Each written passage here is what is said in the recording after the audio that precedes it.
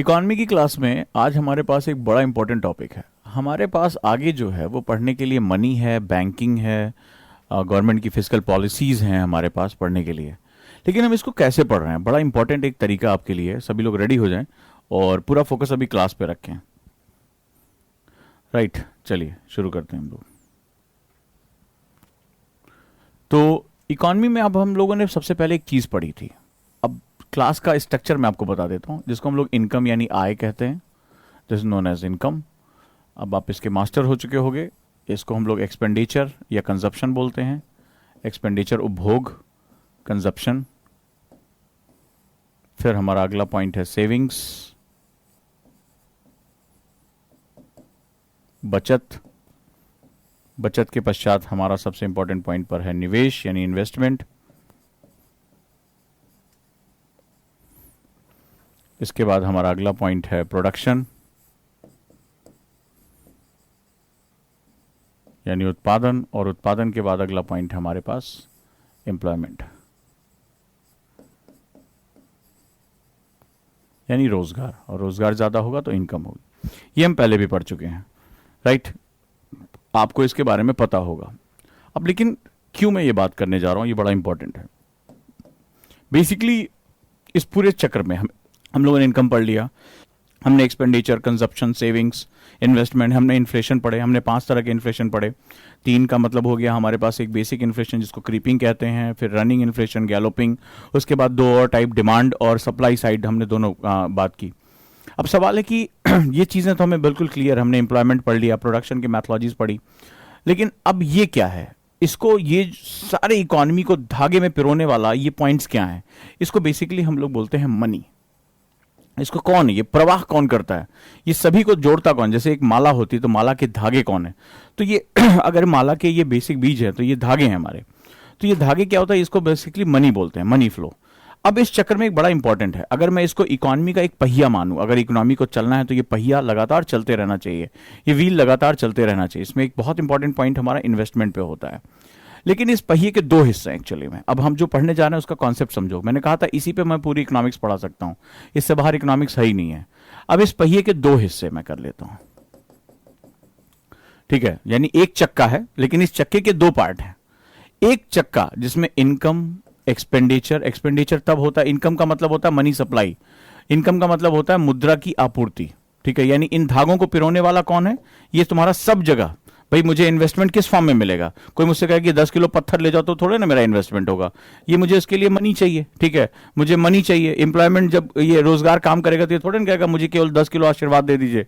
वो कहेगा मुझे भाई मेरा वेतन दीजिए, मुझे मनी दीजिए। मार्केट में जाएगा तो वो केवल उम्मीदें लेके थोड़े ना जाएगा, वो कहेगा मुझे मनी चाहिए। तो इसको कौन जोड़ने वाला कौन है? मुद्रा। और इनकम से क्या होता है? मुद्रा की आपूर्ति होती है, मुद्रा आपूर्ति, मनी सप्लाई। और मुद्रा की इस आपूर्ति में, इस चक्र में 2 हिस्से हमारे तरफ, एक ये हमारा राइट साइड है और एक हमारा ये लेफ्ट साइड है। ये जो राइट साइड है यानी इस चक्के का 2 हिस्सा कर लेते हैं, इसको हम लोग बोलते हैं मॉनेटरी पॉलिसी। क्या बोलते हैं इसको? मॉनेटरी पॉलिसी यानी मौद्रिक नीति।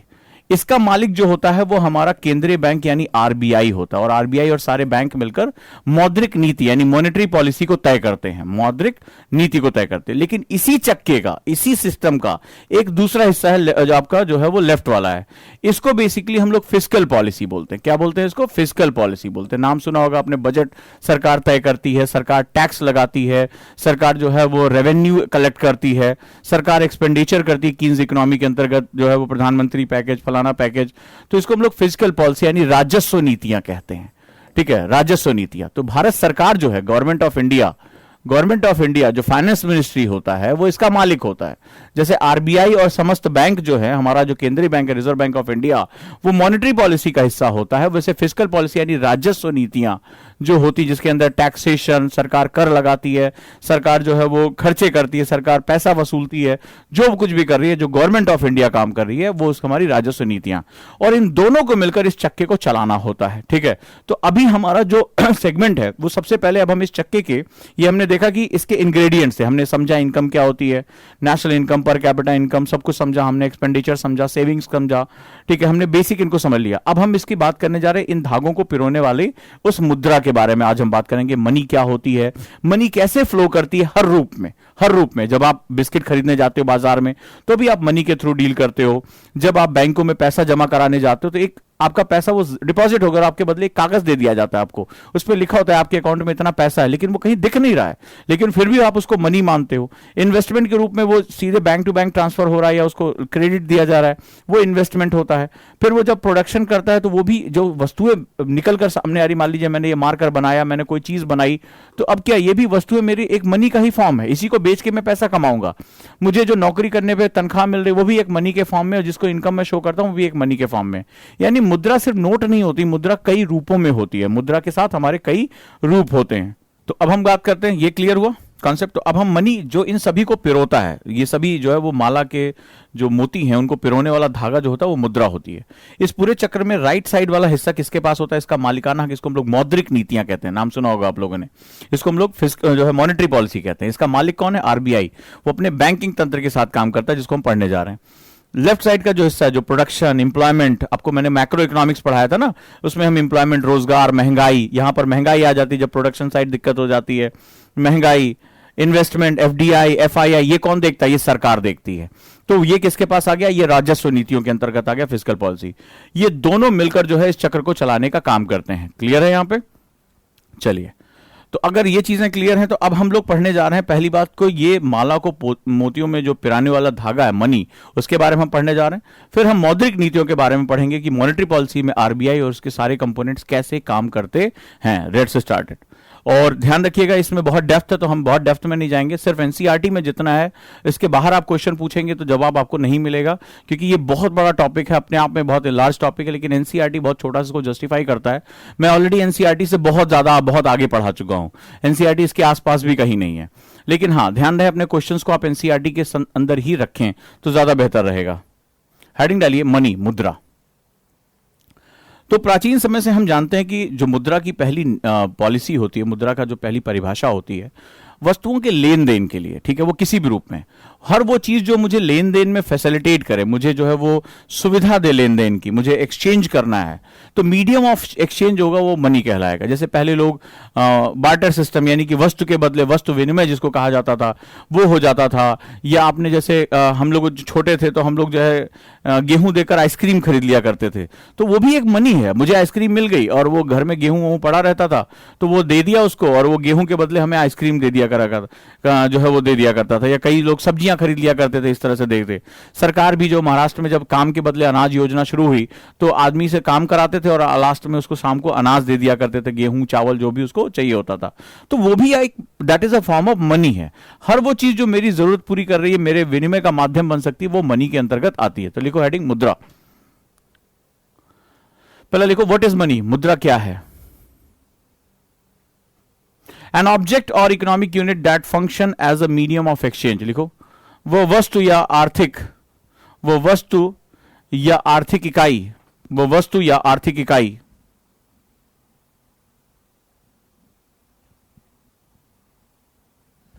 पूरा फोकस रखना, मैं दोबारा नहीं बोलूंगा, ये बात ध्यान रखना। एनसीईआरटी का जितना सेगमेंट है वही मैं पूरा करा रहा हूं। इसके बाद आपके जो क्वेश्चन है वो बाद में हम उसमें अगर जस्टिफाई हो रहा है तो ठीक है, अदरवाइज इसको मैंने पूरा करने की कोशिश की है। लिखो एक वस्तु या आर्थिक इकाई जो विनिमय के माध्यम का कार्य करती है, विनिमय के माध्यम का कार्य करती है, मुद्रा कहलाती है। देखो ये एग्जाम के लिए बहुत इंपॉर्टेंट है। Defining features of money. लिखो मुद्रा की प्रमुख विशेषताएं, मुद्रा की प्रमुख विशेषताएं, ये एग्जाम के लिए बहुत इंपॉर्टेंट है ऑप्शंस में। पहली बात ड्यूरेबिलिटी। जैसे मान लीजिए आपने सिक्के बना दिए, तो अब सिक्के देखा होगा कि कई कई साल तक चल रहे हैं। या कोई आपने, जैसे पहले समय में सिक्के ढाले जाते थे जिसको कौड़ियां बोलते थे या मुद्रण बोलते थे उसको, जो सोने के सिक्के होते थे। तो लिखो ड्यूरेबिलिटी, दीर्घ आयुता, इसकी विशेषताएं, मुद्रा की क्या विशेषताएं होती हैं। दूसरा डिविजिबिलिटी, भाज्यकारी। जैसे आपने किसी को कहा 100 का नोट दिया, बोले यार 50-50 के दो दे दो, खुले दे दो। आप अक्सर हम लोग आम बातचीत में बोलते हैं वो यार खुले करा लाओ, 500 के जो है खुले करा लाओ, 2000 के खुले करा लाओ। तो उसमें हम लोग क्या करते हैं, उसको हम 100-100 के नोट में, 50-50 के, 10-10 के, हम उसके जो है वो डिविजिबल करते हैं। ऐसा नहीं कि हम 100 का खुला कराना है तो हमने क्या किया, हमने उसको फाड़ दिया नोट को, ऐसा कभी नहीं करते। हम क्या करते हैं, हम 50-50 की 2 ले आए या 20-20 की 5 ले आए, 100 का खुला करा दे, ऐसे तो कहते हैं खुला करा लो, छुट्टे करा लो। तो डिविजिबिलिटी होती है, इसमें भाज्यकारी होता है। यूनिफॉर्मिटी, अब जैसे आपके 10 की नोट है मान लीजिए आपकी, तो 10 की नोट, चाहे आप कन्याकुमारी चले जाओ, चाहे आप कश्मीर चले जाओ, 10 रुपए में जो सामान मिलना है, जो लीगल टेंडर मनी के रूप में हम जा रहे हैं, तो हमें क्या होता है, हमें यूनिफॉर्मिटी यानी एक रूपता दिखाई पड़ती है। ऐसा नहीं होगा छत्तीसगढ़ कहेगा नहीं 10 रुपए को हम 5 रुपए में चला रहे हैं, और झारखंड बोलेगा नहीं 10 रुपए को हम 12 रुपए में चला रहे हैं, ऐसा नहीं होगा। वो डिविजिबिलिटी जो होगी वो यूनिफॉर्मिटी यानी एक रूपता हमें यहां दिखाई पड़ेगी। तो ये मुद्रा की सबसे खास बात होती है। अगला, लिमिटेड सप्लाई, हम इसकी आपूर्ति को कभी भी रोक सकते हैं। जैसे अभी क्या होता है, हमें पता है कि हमारे यहाँ आरबीआई जो है नोट छापता है, लेकिन अगर आपका मन हुआ है यार नोट ही तो छापने, चलो हम अपने घर में छापते, तो फिर पता है पुलिस वाले तुम्हारे साथ क्या करेंगे अगर आप कभी भी अपने घर में नोट छापते हुए पाए गए। तो इसकी जो है वो सप्लाई क्या होती है, कंट्रोल होती है। जो भी देश का जो सेंट्रल बैंक होता है, मान लो अमेरिका का है, इंग्लैंड का है, हमारा है, तो ये क्या होगा, ये लिमिटेड सप्लाई के साथ जाएगा, यानी कि लिखो सीमित आपूर्ति। तो इसकी आपूर्ति को क्या होता है, इसकी आपूर्ति को सही तरीके से मापा जाता है। एक्सेप्टेबिलिटी, स्वीकार्यता, स्वीकार्यता, जैसे भारत में अभी लीगल टेंडर मनी, तो सरकार ने कहा कि ये लीगल टेंडर मनी है, इसमें लिखा होता है मैं धारक को फलाना रुपए, अब वो 1 रुपए का नोट है, अब ऐसा कोई इसको स्वीकार कहे कि नहीं मैं स्वीकार नहीं कर सकता, नहीं, सरकार ने कहा कि लीगल है, ये सही है, तो आपको इसकी स्वीकार करना ही पड़ेगा, नहीं करते हो तो इसमें सजा भी हो सकती है।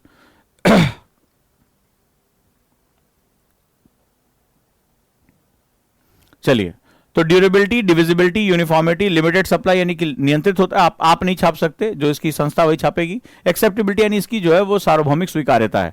इवन तो जैसे भारत का रुपया है, तो आप किसी और देश में लेकर गए, उसकी मुद्रा में आपने एक्सचेंज कराया और वहां पर भी वो स्वीकार्य है, तो इसकी एक्सेप्टेबिलिटी होती है। अब आ जाइए फंक्शन ऑफ मनी, लिखो मुद्रा के कार्य। मुद्रा के कार्य क्या काम करता है, पहला as a medium of exchange, लिखो विनिमय के माध्यम के रूप में, विनिमय के माध्यम के रूप में क्या होगा, an object that is accepted as a form of payment, an object that is accepted as a form of payment, लिखो भुगतान के माध्यम के रूप में, भुगतान के माध्यम के रूप में स्वीकार किया जाता है, स्वीकार किया जाता है। वो सब जरूरी नहीं कि सिक्का या नोट हो, चेक, आप चेक से भुगतान करते हैं, आप ऑनलाइन पेमेंट करते हैं, आप जो है वो डीडी, डिमांड ड्राफ्ट जिसे हम लोग कहते हैं, वो बनवाते हैं। तो हर वो चीज जो आपके भुगतान के रूप में काम आ रही है, वो आपकी क्या होगी, वो ऑब्जेक्ट आपका पहला तो मीडियम ऑफ एक्सचेंज है, मैंने अदला बदली करनी है। तो जैसे आपने कहा किसी को आपने चेक दिया, जैसे विदेशों में आप जाते हैं तो वो लोग खाना खाते हैं तो चेक देते हैं, तुरंत के तुरंत वो कैश हो जाता है। हमारी तरह यहां 1-2 दिन समय नहीं लगता, तुरंत के तुरंत कैश हो जाता है। तो मैंने उससे क्या किया, उससे भोजन लिया और अपना जो है पैसा उसको दिया, तो हमने मीडियम ऑफ एक्सचेंज रहा ये। दूसरा, अ लिमिट ऑफ अकाउंट, लिखो अ लिमिट ऑफ अकाउंट, लिखो खाते की विश्वसनीयता तय करना, खाते की विश्वसनीयता तय करना। तो अकाउंट्स का मतलब होता है उसकी देखरेख करना, ब्रैकेट में लिख लेना देखरेख करना, अकाउंट्स। तो जैसे पैसा जो होता है, जैसे आप लिखते हैं कि साहब इतना पैसा इसमें खर्च हुआ, इतना पैसा इसमें खर्च, बजट बनाते हैं, तो पैसे में सबसे बड़ा अगला फंक्शन होता है कि हम अपनी जो एक्सपेंसेस हैं, हम अपनी वर्थ को कैलकुलेट करें। जैसे मान लीजिए किसी ने कहा मैंने इस महीने इतना पैसा कमाया, तो इतना पैसा कमाया, तो इसका मतलब क्या हुआ, आपने सर्विसेज दी, मान लो कोई डॉक्टर है या कोई इंजीनियर है, टीचर है, तो मैंने कहा इतना पढ़ाया, मुझे इतने का बैच मिला, या इतने मुझे पेशेंट आए, इतने मेरे जो है वो मेरा सामान इंजीनियरिंग का बिका। तो उससे क्या होगा कि मैं जो है इसको ट्रैक भी कर सकता हूं, मेरी सक्सेस क्या है, इस महीने की मेरी सेल। आपने देखा होगा, अखबारों में पढ़ा होगा कि भाई इंफोसिस की सेल इतनी बढ़ गई, टाटा की सेल इतनी बढ़ गई। तो वो क्या करता है, वो अपनी जो ट्रैक है कि क्या है, मेरे पास लाभ हो रहा है, घाटा हो रहा है, वो उसको ट्रैक कर सकता है। लिखो it means of keeping track of how much something is worth, लिखो। या ये भी बताता है, या ये भी बताता है कि कोई चीज कितनी कीमती है, कोई चीज कितनी कीमती है। आपने देखा होगा सोने की कीमत चढ़ गई, सोने की कीमत गिर गई, ये पता चलता है। अगला सबसे इंपॉर्टेंट है, एग्जाम में आया हुआ है, स्टोर ऑफ वैल्यू, लिखो मूल्य को संग्रहित करता है, मूल्य को संग्रहित करता है। It can be held and exchange later for goods and services at an appropriate value, at an appropriate value.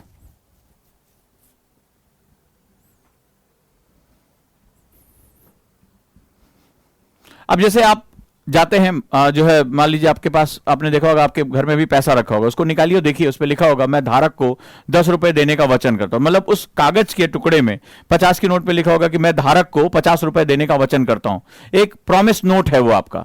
तो कागज के टुकड़े पे जो भी वैल्यू लिखा है कि मैं धारक को इतने रुपए देने का वचन करता हूं, धारक मतलब जिसके पास है, वो जिसने हासिल करा, उसकी यानी उस कागज के टुकड़े जो तुम्हारे पर्स में नोट पड़ा होगा, उस कागज के टुकड़े की उतनी वैल्यू है। ठीक है, तो यानी उसके अंदर वो वैल्यू स्टोर हो जाती है, उसके अंदर वो संग्रहित है। अब ऐसा तो नहीं है कि वो कागज का टुकड़ा 10 रुपए का कागज का टुकड़ा जो उसकी एक्चुअल वैल्यू 10 रुपए है और 2000 रुपए का जो नोट है उसकी कागज की वैल्यू इतनी कीमती कि 2000 रुपए के बराबर नहीं। उसमें जो वादा किया गया है कि ये जो 2000 रुपए है इसकी वैल्यू इसमें स्टोर की गई है, जिसके पास ये होगा वो 2000 रुपए के वस्तुओं या सेवाओं की खरीदारी कर सकता है। ये सिंपल से उससे कहा जाता है वो परचेस कर सकता है, ही और शी कैन बी, इसको परचेस कर सकते हैं। लिखो, इसके माध्यम से मूल्य संग्रहित होता है, इसके माध्यम से मूल्य संग्रहित होता है,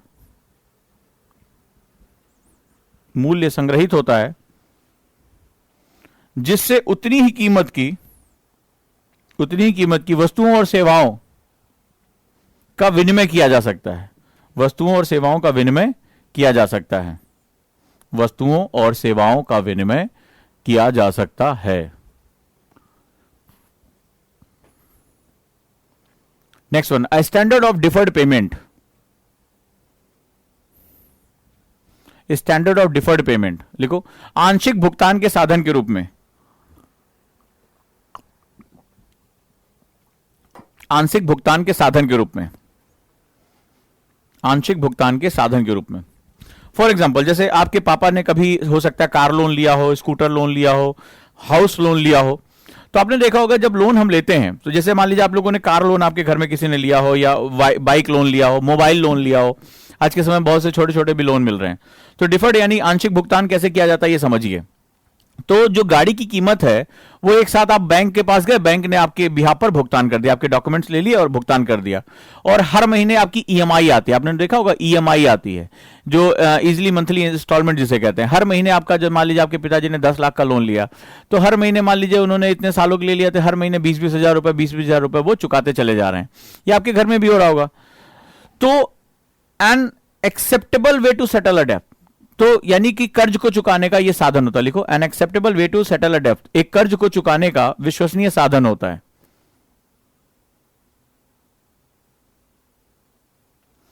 तो इसमें क्या होगा, आप मकान भले चाहे गाड़ी आपकी 10 लाख की है, आपने आज बैंक, आपके पास नहीं था 10 लाख रुपए, लेकिन बैंक से कहा भाई हर महीने मैं 20-20 हजार रुपए चुका दूंगा। तो यह तभी संभव हो पाया कि एक मुद्रा की आपूर्ति, आपके पास इनकम आ रही है, आपने अपनी सैलरी से उठाया और 20-20 हजार रुपए चुकाना शुरू कर दिया, और धीरे धीरे कुछ सालों में आपने 10 लाख चुका दिए। ठीक है, तो ये क्या होगा, ये इसको हम लोग डिफर्ड पेमेंट कहते हैं। अगला लिखो, भारत में मुद्रा की आपूर्ति, भारत में मुद्रा की आपूर्ति, money supply in India means UPPCS pre में आया हुआ है और यूपीएससी प्री में भी आया हुआ है एमओ। तो पहला है तुम्हारा रिजर्व मनी, इसको बोलते हैं एमओ। एमओ पहले लिखो, मनी सप्लाई कहते हैं किसको, लिखो व्हाट इज मनी सप्लाई, लिखो मुद्रा की आपूर्ति क्या है, व्हाट इज मनी सप्लाई, मुद्रा की आपूर्ति किसे कहते हैं, लिखो total stock of money in circulation among the public, total stock of money in circulation among the public at a particular point of time is called money supply. लिखो, किसी दिए हुए विशेष बिंदु पर, किसी दिए हुए विशेष बिंदु पर, किसी दिए हुए विशेष बिंदु पर जनता के पास चलन में, जनता के पास चलन में जो मुद्रा का स्टॉक होता है, जो मुद्रा का स्टॉक होता है, जो मुद्रा का स्टॉक होता है उसे मुद्रा की आपूर्ति कहते हैं, उसे मुद्रा की आपूर्ति कहते हैं, मनी सप्लाई कहते हैं। कि बार बार मैं एमएस वर्ड यूज करूंगा, एमएस मतलब मनी सप्लाई, उसे मुद्रा की आपूर्ति कहते हैं।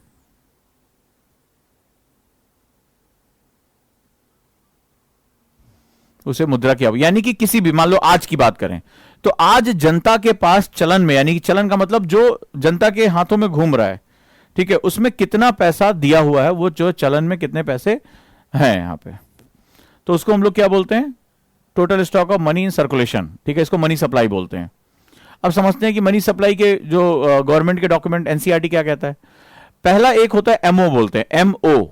एमओ को बोलते हैं हम लोग रिजर्व मनी, एग्जाम में आया हुआ है, 2013 के प्री में है ये, रिजर्व मनी इसको बोलेंगे, ठीक है। It is known as high powered money, लिखो, उच्च शक्ति प्राप्त मुद्रा कहते हैं इसको, उच्च शक्ति प्राप्त मुद्रा। क्या होता है एमओ, रिजर्व मनी, इसको आरक्षित मुद्रा भी कहते हैं, रिजर्व मनी या आरक्षित मुद्रा, इसको हाई पावर्ड मनी भी कहते हैं। स्टॉक का मतलब भंडार, क्योंकि इकोनॉमी में कई शब्द इंग्लिश में ही अच्छे होते हैं। स्टॉक मतलब भंडार, मतलब आज के समय में कितना उपलब्ध है। देखो हाई पावर्ड मनी, उच्च शक्ति प्राप्त मुद्रा इसका फॉर्मूला है, लिख लो। यूपीएससी में तो अब नहीं पूछते हैं, लेकिन पीसीएस वीसीएस में कई बार आ जाता है। तो इसका फॉर्मूला, एमओ का फॉर्मूला है मनी इन सर्कुलेशन, लिखो, चलन में मुद्रा, जो जनता के पास पैसा है अभी बाजार में जो पैसा है, money in circulation, plus banker deposit with RBI, बैंकों का आरबीआई के पास जमा, बैंक भी अपना पैसा आरबीआई के पास रखते हैं, आरबीआई बैंकों का बैंक है, अभी आगे पढ़ेंगे हम लोग। Bankers deposit with RBI, RBI के पास बैंकों का कुल जमा, plus other deposit with RBI, जैसे अदर लिखो, अन्य, आरबीआई के पास अन्य जमा, आरबीआई के पास अन्य जमा, ये इसका फॉर्मूला हो गया, ठीक है। चलन में मुद्रा प्लस आरबीआई के सम्मुख बैंकों का जमा प्लस आरबीआई के सम्मुख अन्य जमा, जैसे सरकार भी कई बार अपनी प्रतिभूतियां रखती है, सरकार भी अपना पैसा रखती है, क्योंकि आरबीआई जो है वो गवर्नमेंट का बैंक कहा जाता है, ठीक है। तो ये हमारा क्या हो गया, एमओ, हाई पावर्ड मनी हो गया, यानी डायरेक्टली जो है इंपैक्ट करने वाला मुद्रा है। दूसरा होता है M1, एग्जाम में आया हुआ है M1, नैरो मनी, इसको लिखो संकीर्ण मुद्रा, इसको संकीर्ण मुद्रा कहते हैं, संकीर्ण मुद्रा। इसके अंतर्गत आता है करेंसी विद पब्लिक, जनता के पास मुद्रा, जनता के पास मुद्रा, प्लस डिमांड डिपॉजिट, मांग जमा, मांग जमा, जैसे आप एटीएम से जाके पैसा निकाल लाते हो तो आप तुरंत मांग करो, चेक डालते हो तुरंत पैसा चाहिए, ठीक है, इसको डिमांड डिपॉजिट कहते हैं, मांग जमा, plus other deposit with RBI, RBI के सम्मुख अन्य जमा, प्लस आरबीआई के सम्मुख अन्य जमा, ये नैरो मनी का कॉन्सेप्ट होता है।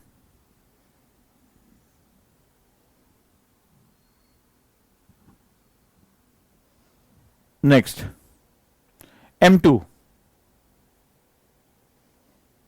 M2 में M1 के सारे कंपोनेंट जितने भी हैं, M1 प्लस, लिखो M1 plus saving deposit of post office, जैसे किसान विकास पत्र हो गया, या जो पोस्ट ऑफिस में हम लोग सेविंग करते हैं, देखो M1 प्लस डाकघरों में बचत जमा, जैसे गांव के लोग अपना बचत खाता खुलवा लेते हैं, किसान विकास पत्र हो गए, तमाम इस तरह का होता है। M1 प्लस डाकघरों में बचत जमा, बचत जमा, जो लोग बचत के लिए इस्तेमाल करते हैं, ये M2 में आ गया। M3, M3 को हम लोग ब्रॉड मनी बोलते हैं, चौड़ी मुद्रा, चौड़ी मुद्रा। इसमें भी M1 plus time deposit with banking, लिखो, टाइम डिपॉजिट का मतलब होता है, इसको हम लोग समय जमा बोलते हैं, जैसे आपने एफडी करा ली, बोला साहब हम 5 साल बाद तोड़वाएंगे, तो 5 सालों के लिए वो पैसा बैंकों में आ गया, ठीक है। तो आपने कोई, मान लीजिए आपने सिक्योरिटी खरीद ली, आपने 5 साल का एफडी करा लिया, 10 साल की एफडी करा ली, ठीक है। तो अब आपके क्या हुआ, आपका वो टाइम डिपॉजिट हो गया, मतलब आप 5 साल से पहले आप नहीं ले सकते। अगर आपका भी एफडी आपने तोड़वाई होगी समय से पहले, आपको लगा होगा पेनल्टी लग जाती है उसमें, ठीक है, उसमें जो है पैसा ले लेते हैं। देखो M1 plus time deposit with banking, लिखो M1 प्लस बैंकों के पास समय जमा,